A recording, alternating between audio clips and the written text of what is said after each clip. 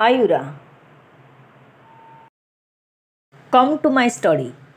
आदिराजने हात करत त्याला बोलावलं आणि उठून स्टडीमध्ये निघून गेला. आयुराचे डोळे मात्र बारीक झाले. काय बोलला तो गार्ड? तीही त्याच्या मागून चालू लागली. इथून पुढे आदिराज आपल्या स्टडीमध्ये गेला. गार्डही त्याच्या मागून आत पोचला. आदिराजने लगेच दरवाजा बंद केला आणि लॉक करून घेतला. आयुरा त्यांच्या मागून पोचली, पण 2 गार्ड तिथेच उभे असलेले दिसले. आतून काही आवाजसुद्धा ऐकायला येत नव्हता तिला. ती पुढे पुढे चालत स्टडीच्या दारापाशी आली. तसे 2 गार्ड लगेचच पुढे आले. मॅम, तुम्ही आत जाऊ शकत नाही. प्लीज सर बाहेर येईपर्यंत वाट बघा, एका गार्डने नम्रपणे तिला सांगितलं, कारण त्यांना तिच्याशी रिस्पेक्टफुली वागण्याचे ऑर्डर्स होते. काही वाद न घालता ती मागे फिरली. किती वाजले? तिने त्यातल्या एका गार्डला विचारलं. तर एका सिक्युरिटी गार्डने आपला मोबाईल काढून त्यात किती वाजले ते बघून तिला सांगितलं. मॅम, आता 2:30 वाजले आहेत, त्याने सांगितलं. त्याचा फिंगर टच असल्यामुळे लॉक ओपन झाला होता मोबाईलचा. तसं आयुराच्या चेहऱ्यावर मोठं हसू आलं. तिला हेच पाहिजे होतं. तिने त्या गार्डच्या हातावर झपाटा मारून त्याचा फोन स्वतःकडे घेतला आणि जवळच असलेल्या गेस्ट रूमकडे धूम ठोकली आणि रूम आतून लॉक केली. हे इतकं झटपट झालं होतं की सिक्युरिटीला लक्षात यायला काही सेकंद गेले. तो लगेच मागून धावला, पण त्याच्या तोंडावर धाडकन दरवाजा बंद झाला. मॅम प्लीज, तुम्ही असं काही करू नका. आमची दोघांची नोकरी आणि जीव धोक्यात येईल. दोघांनी बाहेरून ओरडून आयुराला सांगण्याचा प्रयत्न केला, पण आयुरा काही बाहेर आली नाही. तिने मोबाईलची स्क्रीन बघितली. ती अजूनही अनलॉक होती. नशीब तिचं साथ देत होतं. तिचे हात थरथर करत होते, कारण खूपच चालाकी करून तिने मोबाईल घेऊन धावली होती.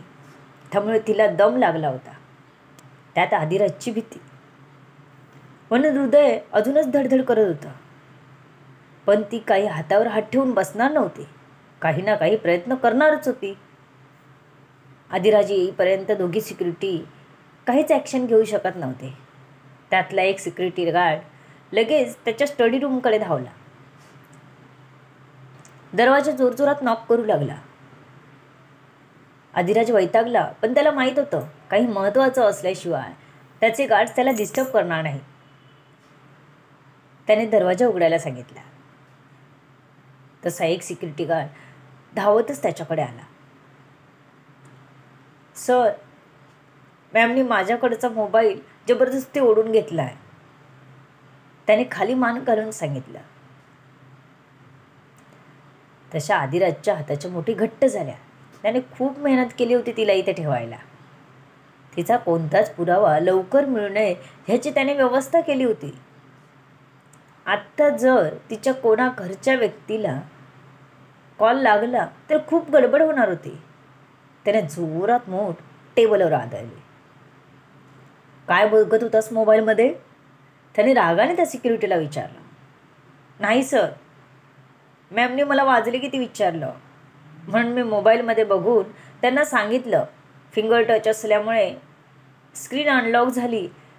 ते बघून त्यांनी माझ्या हातातून मोबाईल हिसकावून घेतला आणि जवळच्या गेस्ट रूममध्ये घुसल्या. दरवाजा आतून लॉक केला आहे, त्याने मान खाली घालूनच आदिराजला सांगितलं. तसा आदिराजचा जबडा घट्ट झाला. आयुराव, ह्या दिलेल्या त्रासाची एकूण एक भरपाई करून घेणार मी, तो स्वतःशीच पण थोडा मोठ्यानेच म्हणाला. त्याला राग आला होता आयुराचा. त्याने एक बटन प्रेस केलं. तिच्यावर लक्ष ठेवा. त्यानंतर सिक्युरिटीला जायला सांगून तो पुन्हा आपल्या कामात बिझी झाला. ती आत येऊन सगळे नंबर डायल करून करून थकली होती, पण टू शिवाय काहीच आवाज ऐकू येत नव्हता. तिने मोबाईल चेक केला. नेटवर्कच नव्हतं. शिट, आपलं नशीबच खराब. तिने डोक्याला हात लावून बसली. आत्ता मात्र बाहेर जाणं भागच होतं. तिने हळूच दरवाजा उघडला. दोन्ही बाजूला डोकावून बघितलं.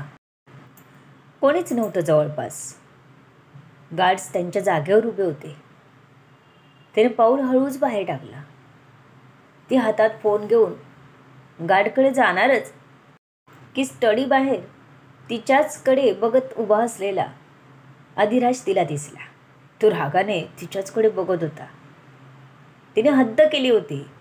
आज नेटवर्क जॅमरचं लक्षात आलं नसतं तर त्याला दरवाजा तोडून तिच्याकडून जबरदस्ती मोबाईल घ्यावा लागला असता. तिने तिथेच असलेल्या जिन्यात त्या सिक्युरिटीचा फोन ठेवला आणि तशीच जिन्याने वर जाऊन तिला दिलेल्या रूममध्ये गेली आणि दरवाजा घट्ट लावून घेतला. तिला आयुष्याची खूप आठवण येत होती. एकदा त्याला सुखरूप बघितलं ना की ती अख्ख्या जगाशी लढायला मोकळी होती. अजून एक कन्फ्युजन होतं. अधिराज नक्की काय चीज आहे ते अजून तरी तिला नीट कळलं नव्हतं. त्यामुळे अधिराज समोर नेमकं काय भूमिका घ्यायची हे स्पष्ट होत नव्हतं. आयुषने डोळे उघडले तर त्याला समोरच देवेश उभा असलेला दिसला. काळजीत होता. आयुषने हात हलवताच त्याचं लक्ष आयुषकडे गेलं. त्याला वाटलं नव्हतं आयुष एवढ्या लवकर शुद्धीत येईल. आयुषला शुद्धीत आलेलं बघून त्याला खूप आनंद झाला. आयुष, तू उठलास? त्याने गालावर हात ठेवत त्याला विचारलं. हलका हुंकार भरून तो इकडे तिकडे बघू लागला. त्याची नजर कोणाला तरी शोधत होती. काय झालं? देवेशने आयुषला विचारला. देवेश, आयु कुठे आहे माझी? त्याने खूप गहिवरल्या आवाजात विचारलं.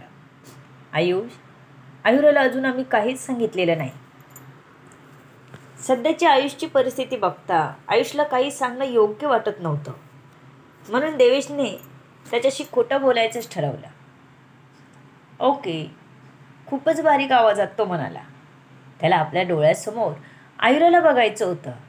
आत्ता या क्षणी त्याला तिचा आधार खूप महत्त्वाचा वाटत होता. हवी होती तिची सोबत. मन हट्ट करत होतं. मी डॉक्टरांना बोलावतो सांगून देवेश लगेच बाहेर गेला आणि सोबत डॉक्टरांना घेऊनच आत आला.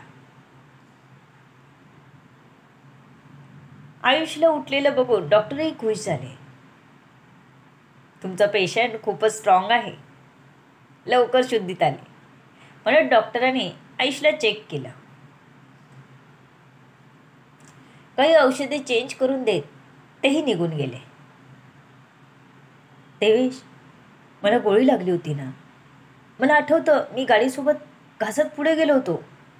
माझा पाय म्हणत त्याने लगेच आपला पाय बघितला तर त्याला भलं मोठं बँडेज केलेलं होतं.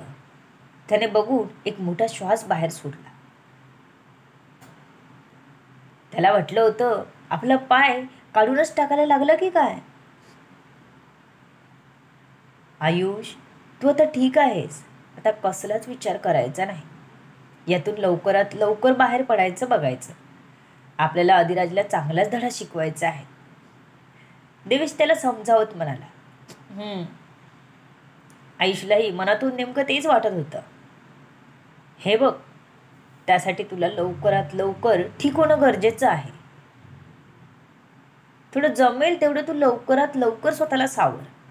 देवेशने त्याच्या खांद्यावर हात ठेवत त्याला थोपटल्यासारखं केलं. देवेश, मला आयुला भेटायचं आहे. आयुष डॉक्टर गेल्या गेल्या देवेशला म्हणाला. आज संध्याकाळपर्यंत आपण सांगू, देवेश म्हणाला. आता एक कॉल कर ना, आयुष हट्टाला येत म्हणाला. आयुष, आता तू आराम कर. मी आयुराला कसं सांगायचं ते बघतो. तिला डायरेक्ट सांगितलं तर त्रास होईल. तुला चालेल का? आपण थोडा वेळ घेऊन तिच्याशी बोलू, देवेश म्हणाला. तो समजावत होता आयुषला. काहीही करून आयुराच्या किडनॅपिंगबद्दल तो आयुषला आत्ता काहीच सांगणार नव्हता, जोपर्यंत तशीच वेळ येत नाही तोपर्यंत.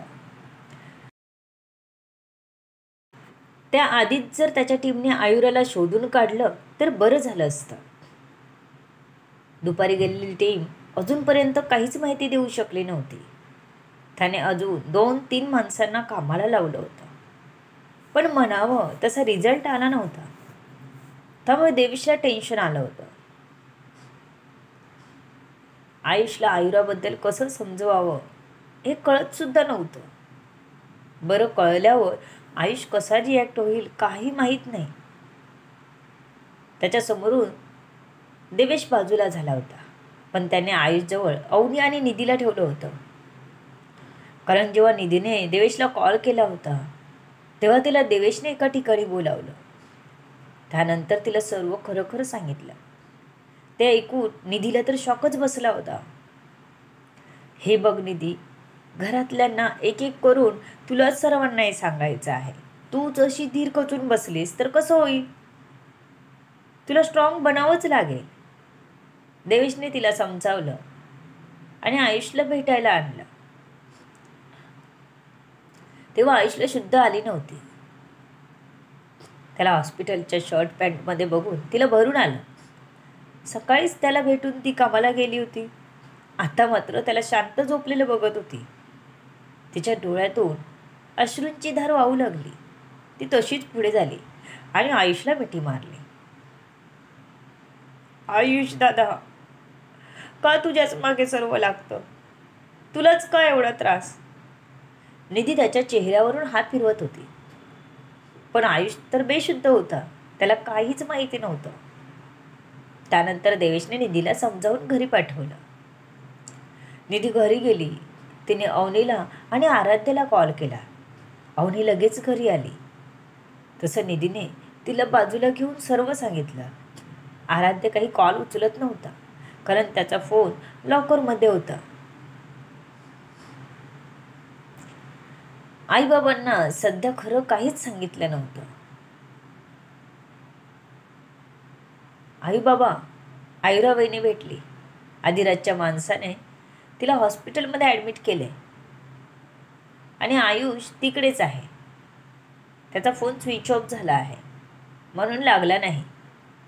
आता ठीक आहे सर्व, मी स्वतः भेटून आली. हॉस्पिटलमध्ये गेल्यावर मी त्याला फोन लावून तुमच्याशी बोलायला सांगते. निधीने आईबाबांना असं सांगितलं. आईला भेटली ह्यातच त्यांना समाधान होतं. निधीने सांगितलं त्यावर त्यांनी लगेच विश्वास ठेवला, म्हणून निधीचं काम सोपं झालं होतं.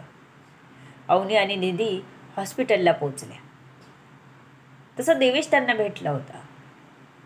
निधी, अवनी, तुम्ही दोघांनी आयुषला काहीच जाणवू द्यायचं नाही आयुराबद्दल. त्याला आत्ताच शुद्ध आली आहे. देवेश म्हणाला. तसं निधीला खूप टेन्शन आलं. देवेश दादा, मी घरी सांगितले की आयुष दादाशी फोनवर बोलणं करून देते म्हणून. आयुरा वहिनींबद्दल मी घरी काहीच सांगितलं नाही, निधीने सांगितलं. तसा देवेशने तर डोक्याला हातच लावला. एवढा सगळा गोंधळ कसा मिटवायचा त्यालाही कळत नव्हतं. तिकडे आयुराचा अजून काहीच पत्ता लागला नव्हता. अवनी आणि निधी आयुषच्या वार्डमध्ये आले. निधी, आयुला का नाही घेऊन आलात मला भेटायला? त्याच्या डोळ्यात तिच्याविषयी खूप ओढ दिसत होती. ते बघून निधी आणि अवनी आतून हलल्या होत्या. त्याची अवस्था बघवत नव्हती अशी. आयुष दादा, वहिनीला अजून काहीच माहीत नाही ना? मला देवेश दादाने बोलावून घेऊन मग सांगितलं सर्व, निधीने सांगितलं.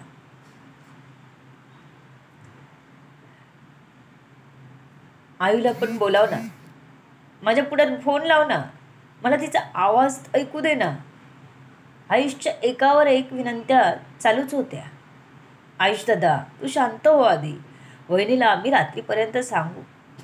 आत्ताच तू शुद्धीत आला आहेस तर तुला आरामाची गरज आहे दादा, निधीने त्याला खाली झोपवत सांगितलं. निधी, आई ठीक आहे ना?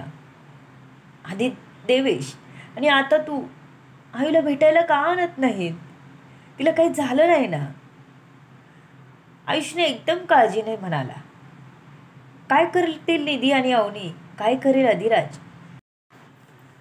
आयुराला कळेल का अधिराजचं सत्य? आयुषला कळेल का सत्य परिस्थिती? तुम्हाला काय वाटतं कमेंटमध्ये जरूर कळवा. To be continued. सर्व गोष्टी जाणून घेण्यासाठी पुढील येणारे भाग वाचायला आणि ऐकायला विसरू नका. तुमच्या अमूल्य प्रतिसादाची आतुरतेने वाट बघते. लेखिका शब्दवेदी उर्फ संतोषी गजानन राणे पाताळे. धन्यवाद. आणि कथा लेट टाकत असल्याबद्दल क्षमस्व.